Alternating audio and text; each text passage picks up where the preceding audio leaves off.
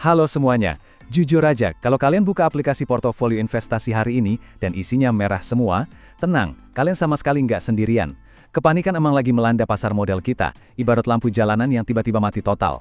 Nah, di sesi bedah materi kali ini, kita bakal bongkar habis-habisan fenomena keruntuhan pasar bulan Mei 2026 ini.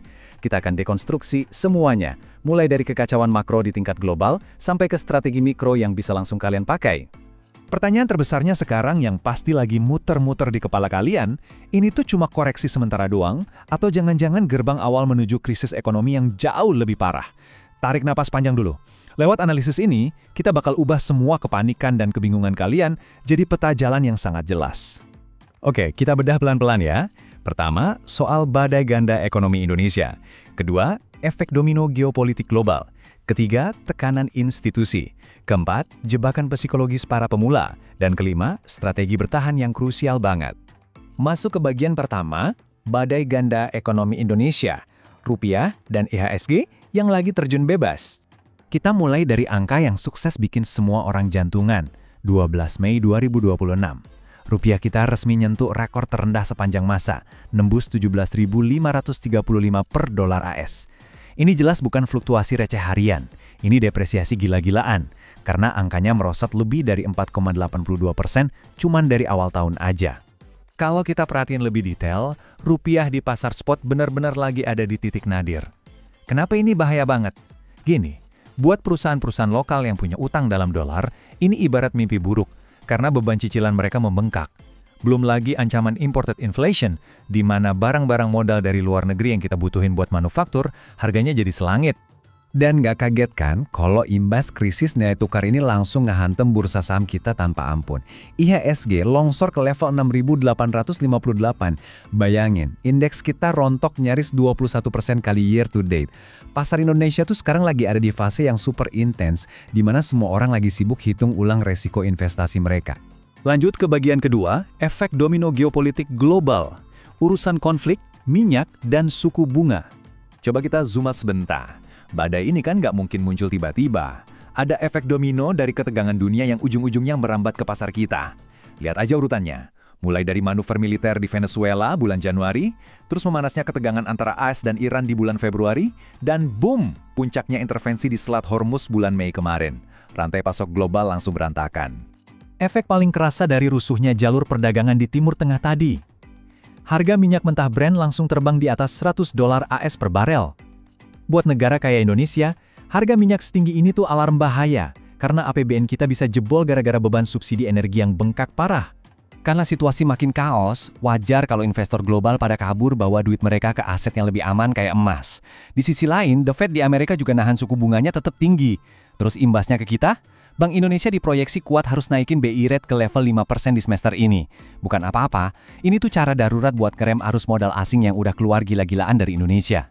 Nah, masuk ke bagian ketiga, tekanan institusi dan asing. Apa sih yang sebenarnya terjadi di balik layar?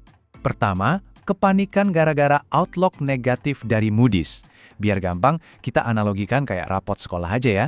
Nilai Indonesia tuh sebetulnya masih bagus, masih masuk investment grade. Tapi, gurunya naruh catatan peringatan di bawahnya. Hati-hati ya, kalau cara belajarnya nggak diubah, semester depan nilainya bisa turun. Jadi ingat, ini cuma peringatan awal, bukan berarti peringkat kita udah turun. Terus ada sentimen MSCI rebalancing. Aturan transparansi buat jumlah saham yang beredar di publik makin diperketat. Akibatnya, raksasa-raksasa manajer investasi global serentak buang barang, ngelepas saham blue chip lokal kita. Ini tuh ibarat sekawanan gajah raksasa panik dan rebutan keluar lewat satu pintu yang sama. Ya pasti harganya langsung rontok dan bikin IHSG berdarah-darah. Ditambah lagi sama plot twist di kebijakan perdagangan AS. Awalnya ekspektasi pasar tuh tarif bakal dilonggarin, biar ekspor kita naik. Realitasnya malah kena tarif timbal balik 15% dari Trump, yang ngehantam telak produk andalan kita, kayak CPO dan nikel. Masuk akal kan kalau sekarang asing milih narik duitnya dulu dari sektor komoditas kita? Bagian keempat, jebakan psikologis investor pemula. Kita bahas cara ngindarin kesalahan fatal. Ngeliat layar portofolio isinya merah semua emang bikin mental kena. Saya sampai agak miris ingat lirik lagu parodi yang lagi viral banget di forum saham akhir-akhir ini. Cut loss dan elegi, cemari mimpi, nikmati boncos dan kerja rodi lagi. Ya, emang lumayan lucu sih.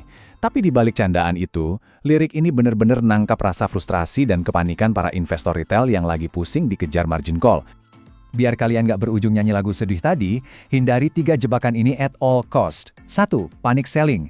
Jangan asal jual rugi cuma gara-gara ikut-ikutan panik, padahal fundamental perusahaannya masih sehat. 2. Catching the falling knife. Ini penyakit suka nekat averaging down padahal harganya belum jelas bottomnya di mana. Dan yang ketiga, ini yang paling fatal, the ostrich effect. Pura-pura nggak terjadi apa-apa, ngapus aplikasi, dan ngebiarin portofolionya berdarah. Jangan sampai buta ngikutin arah gajah yang lagi panik tadi ya.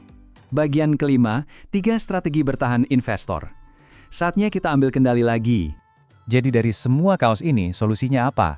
Berdasarkan konsensus para ahli, ini peta jalannya buat kalian. Pertama, cash is king. Usahain kalian tetap pegang uang tunai sekitar 20-40% dari portofolio.